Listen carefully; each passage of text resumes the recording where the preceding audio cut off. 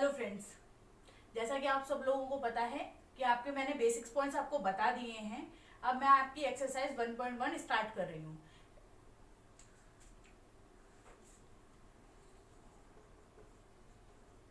Exercise 1.1 मैं questions अभी लिख दे रही हूँ, जिससे कि जिन बच्चों के पास बुक्स नहीं है तो उन बच्चों को दिक्कत ना हो। ठीक है,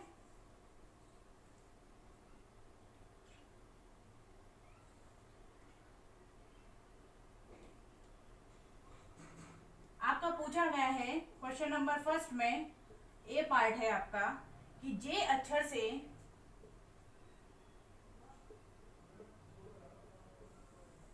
प्रारंभ होने वाले सभी महीनों का संग्रह।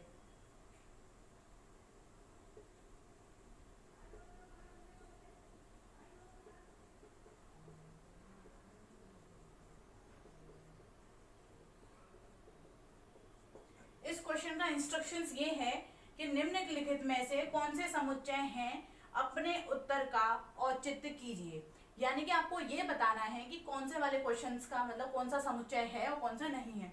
सबसे पहली चीज मैंने आपको एक चीज बताई थी, इस क्वेश्चन को समझ ये सोच लीजिए क्वेश्चन है नहीं। सपोज दैट आप अपने दिमाग में ये सोचिए कि मैंने क्या बताया था, सेट क्या है जिसमें एक पर्टिकुलर नंबर्स हों।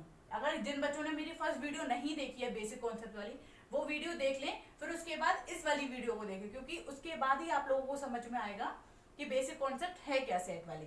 ठीक है, सेट मैंने क्या बताया था, एक समुच्चय जिसमें एक पर्टिकुलर नंबर्स हो, उन समुच्चयों को क्या कहते हैं, हम सेट बोलते हैं, उनको समुच्चय बोलते हैं। ठीक है, अब आपका फर्स्ट क्वेश्चन है जे नंबर्स, जे अक्षर से प्रारंभ होने वाले महीनों का संग्रह। अब एक चीज सोचिए, जे नंबर से कौन से, जे अक्षर से कौन से, जनवरी होता है, फरवरी नहीं होता, मार्च नहीं होता, अप्रैल नहीं होता, मई नहीं होता, जून होता है, जुलाई होता है, अगस्त, सितंबर, अक्टूबर, नवंबर, दिसंबर। यानी कि केवल 3 नंबर से, 3 है। क्या ये आपका सेट है? तो हाँ है, क्योंकि पर्टिकुलर नंबर्स हैं इसमें। हमें ये पता है कितने कितने महीने आएंगे, मतलब कितना नंबर्स हैं, 3 नंबर से जिन्हें हम काउंट कर सकते हैं। ठीक है, सेकंड क्वेश्चन देखिए, भारत के 10 सबसे अधिक प्रतिभाशाली लेखकों का संग्रह। भारत के 10 सबसे अधिक प्रतिभाशाली लेखकों का संग्रह। अब आप सोच रहे होंगे इसका आंसर क्या हुआ, एक बार आप अपने मन में सोचिए। ठीक है, सोच लिया। लेकिन अब आप एक चीज सोचिए, 10 यानी कि आपके मन में आ रहा होगा 10 नंबर ही तो लिखने, यानी कि ये समुच्चय बन जाएगा। लेकिन एक चीज सोचिए, क्या आपके जो 10 जो प्रतिभाशाली लेखक हैं, आपके लिए वो लेखक अलग होंगे, मेरे लिए वो लेखक अलग होंगे। आपको मुंशी प्रेमचंद पसंद है, मुझे भारतेंदु हरिश्चंद्र पसंद है।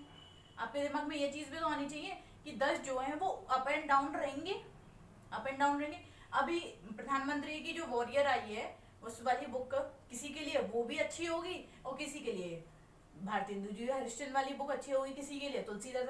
यानी कि हम पर्टिकुलर ये 10 नहीं बता सकते कि कौन 10 आएंगे, यानी कि कंफर्म नहीं है कि कौन से 10 लोगों का नाम लिखा जाएगा इसके अंदर, तो यानी कि ये सेट नहीं बनेगा। अगर मैं यहाँ लिख देती 10 सबसे पहली, सपोज दैट मैं लिखती 10 सबसे पहले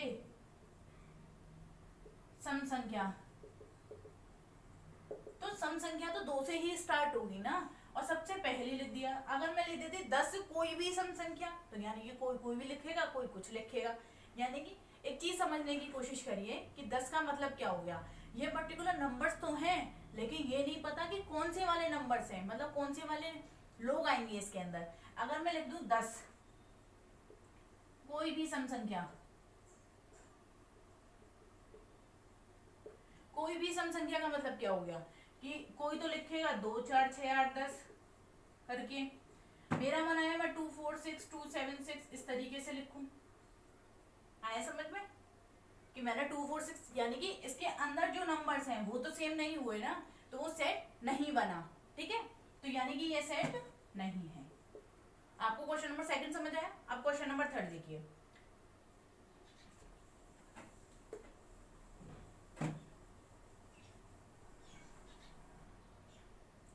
विश्व के सर्वश्रेष्ठ 11 बल्लेबाजों का संग्रह।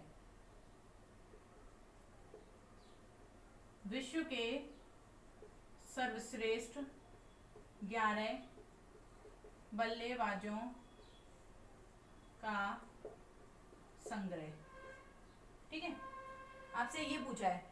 अब यानी कि फिर वही पर्टिकुलर, किसी के लिए रोहित शर्मा अच्छा है तो किसी के लिए MS धोनी अच्छा है, किसी के लिए विराट कोहली अच्छा है तो किसी के लिए अजय राणे अच्छा है। तो डिपेंड करता है कि किसका कौन सा फेवरेट है। ऐसा तो है नहीं कि प्रतिभाशाली।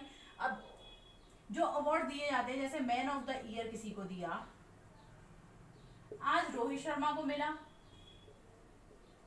ठीक है, सेकंड विराट कोहली को मिल गया। ये तो इनके बैट्समैन के ऊपर डिपेंड करता है कि वो कितना अच्छा खेलते हैं, यानी कि इनकी पोजीशन अप एंड डाउन होती रहेगी। तो यानी कि ये भी कैसा है, समुच्चय नहीं है। ठीक है, अगला क्वेश्चन है आपका, आपकी कक्षा के सभी बालकों का संग्रह। आपकी कक्षा के सभी बालकों का संग्रह। अब मैं आपकी क्लास में पढ़ा रही हूँ, सपोज दैट मुझसे बोला कि आपकी कक्षा के सभी बालकों का संग्रह, तो कितना होगा, जितने बच्चे उसमें होंगे। सपोज दैट आप मेरे जितने स्टूडेंट्स यूट्यूब पे देख रहे हैं वो सभी मेरे स्टूडेंट्स हुए, तो यानी कि वो सभी बच्चों का संग्रह हो गया।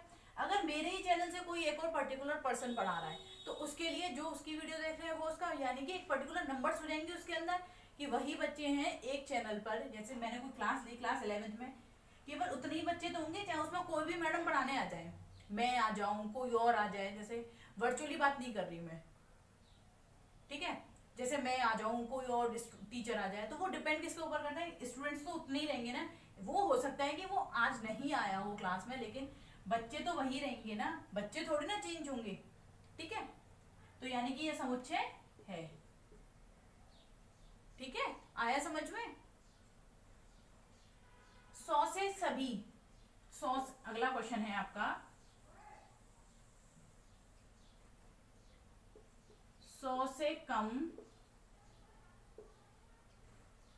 सभी प्राकृत संख्याओं का संग्रह। मैंने क्या बताया था अभी कुछ देर पहले, मैंने बताया था ना, 2 से अगर लगातार बोले तो उसने क्या बोला, 100 से कम, यानी कि 100 से जितनी कम है उतनी हर बच्चा, यानी कि सभी संख्या बोल दी उसने, सभी। ये नहीं बोला कि 10 पर्टिकुलर, अगर वो 10 बोलता, अगर वो 100 से कम 10 बोलता तो ये समुच्चय नहीं बनता। लेकिन अब उसने क्या बोला है, सभी, तो यानी कि सब इंक्लूड होंगी, तो सभी के लिए हो गया, तो ये क्या बोले, ये समुच्चय है। आगे समझ में। अगर नहीं समझ में आ रहा हो तो एक बार नीचे कमेंट बॉक्स में जरूर लिख देना कि मैम नहीं समझ में आया, मैं दोबारा यहीं से स्टार्ट करूंगी आपका। आपका अगला क्वेश्चन है, लेखक प्रेमचंद्र द्वारा लिखित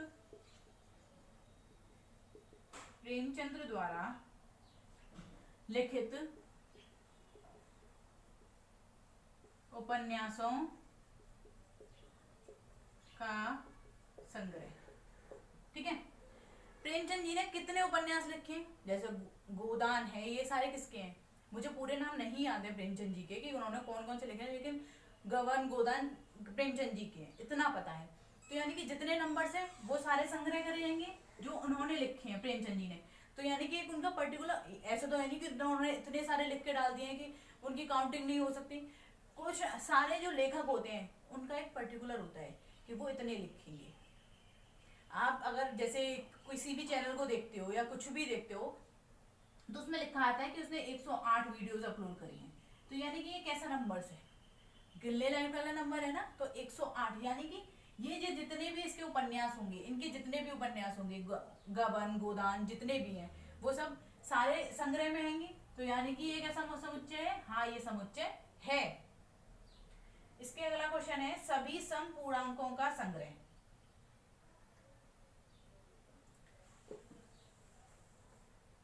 इसको लिखने से पहले चलो लिखती हूं मैं, सभी सम पूर्णांकों का संग्रह।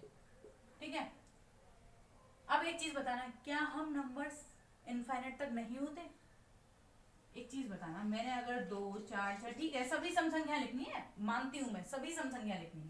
आप लोग सोच रहे होंगे 2 4 6 8 10 12 क्या 1,60,000 1,62,000 जितना भी नंबर है, फिर 0 2 ये भी तो एक नंबर आएगा, ये भी तो एक नंबर ही आएगा कि एक मतलब 162 ठीक है, फिर 164 यानी कि ये तो अनंत है, यानी कि इनका समुच्चय नहीं बन सकता, हम इनके अंदर नहीं गिन सकते कि ये संग्रह हम नहीं बना सकते। संग्रह का मतलब क्या होता है? कलेक्शन, किसी चीज का कलेक्शन। जैसे मेरे पास 3 चीजों का कलेक्शन है तो मेरा ये समुच्चय बन जाएगा। अगर ये पूछा जाए कि मेरे हाथों में कितनी चीजें हैं तो मैं इनका कलेक्शन कर सकती हूँ, लेकिन इसका कलेक्शन नहीं हो सकता। अगर सभी सम हटा दिए, सभी पूर्णांकों का संग्रह, तब भी नहीं। अगर ये पूछता सभी 10 से कम सभी सम पूर्णांकों का संग्रह, तो ये समुच्चय बन जाता। आया समझ में? अगला क्वेश्चन, इस अध्याय में आने वाले प्रश्नों का संग्रह। उसने क्या पूछा? इस अध्याय में, यानी कि इस अध्याय में आने वाले प्रश्नों का संग्रह, ये तो पूछा आने वाले प्रश्नों का संग्रह। अब एक चीज बताइए, अगर मुझसे यह पूछा जाता कि 11th क्लास की एनसीईआरटी की बुक्स में प्रश्नों का संग्रह, तब भी वो समुच्चय है, ठीक है, तब भी वो समुच्चय है क्योंकि मैं उनके क्वेश्चंस को काउंट कर सकती हूँ। अगर उसने बोला कि सभी पूरे वर्ल्ड में जितनी बुक्स हैं तो उनका हम संग्रह नहीं कर सकते। किसी टीचर ने कोई बुक पब्लिकेशन में लगाई है, किसी ने कोई पब्लिकेशन पर लगाई, इसमें क्या पूछा है? इस अध्याय में। तो यानी कि इसमें कितने क्वेश्चंस हैं? तो यानी कि 4 होंगे, 5 होंगे, 6 होंगे, 7 होंगे, पर्टिकुलर नंबर्स तो होंगे ना। तो यानी कि ये कैसा समुच्चय है? समुच्चय है। समझ में आया? अब अगला क्वेश्चन है आपका,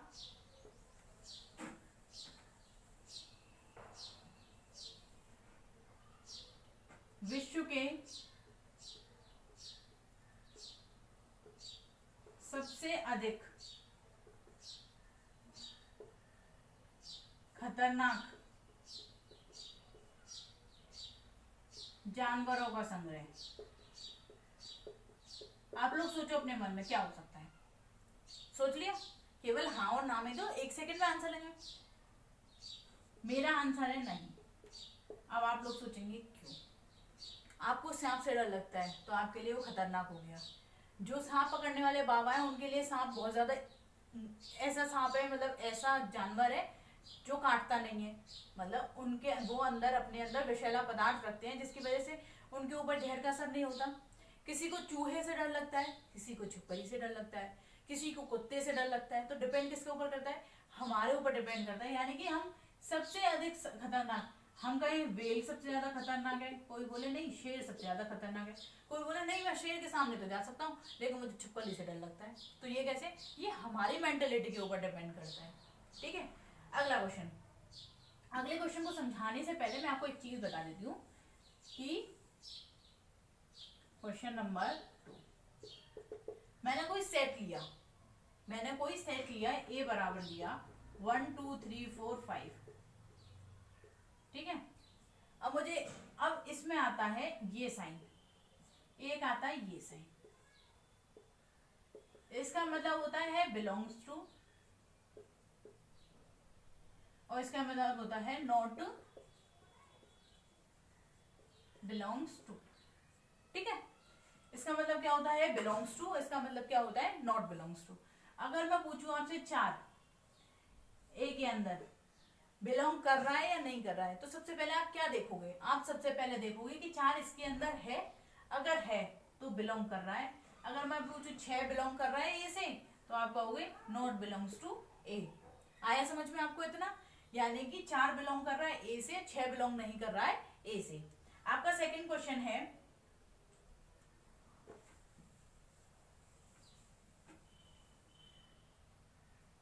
मान लीजिए ए बराबर दे रखा है आपको 1 2 3 4 5 6, तो उसने पूछा है कि रिक्त स्थानों में, मैं कुछ रिक्त स्थान लिख रही हूँ, उसमें आपको बिलोंग्स टू और नॉट बिलोंग्स टू बताना है, ठीक है। 5 fill in the blanks a, 8 fill in the blanks A 0 A 4 A 2 A और 10 A। जल्दी फिल करिए आप लोग, ठीक है। अब मैं बताती हूँ 5 इसके अंदर है तो बिलोंग्स टू, 0 इसके अंदर बिलोंग नहीं कर रहा, ठीक है। 8 बिलोंग कर रहा है, नहीं कर रहा। 4 belongs to, 2 belongs to, 10 not belongs to, ठीक है। आज मैं केवल आपको इतना पढ़ाती हूँ, इसके बाद आपके रोस्टर आएगी, मैं धीरे धीरे चेक करके चीजों को पढ़ाऊंगी। आप टेंशन ना लो, पूरा सिलेबस कवर अप कराऊंगी, लेकिन हमें जल्दी नहीं करनी है। धीरे जितना पढ़ें उतना समझ में आना चाहिए, कम पढ़ो लेकिन समझ में पूरा आए, ठीक है। और हाँ, अगर आप लोगों को मेरी वीडियोस अगर पसंद आ रही हैं तो आप नीचे लाइक जरूर कर दें और कमेंट करें कि हाँ नेक्स्ट वीडियो का पार्ट कब आने वाला है, और सबसे ज्यादा आप चैनल को सब्सक्राइब जरूर करें और शेयर करें अपने फ्रेंड्स के पास। आप सब लोगों को जैसा कि पता है कि वैसे तो क्लासेस चलाई जा रही हैं, सारे स्कूल्स में चलाई जा रही है, लेकिन दिक्कत क्या होती है कि बीच में अगर कनेक्शन टूट गया तो ना तो आपको समझ में आ रहा है, ना टीचर को पता है कि कनेक्शन छूट गया है आपका, तो वो क्वेश्चन आपकी समझ नहीं आया, फिर आप उसके लिए करोगे क्या?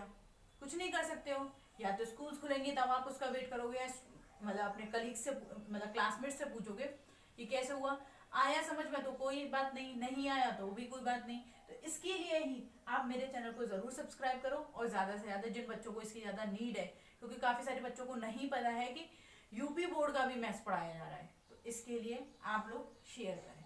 Thank you so much.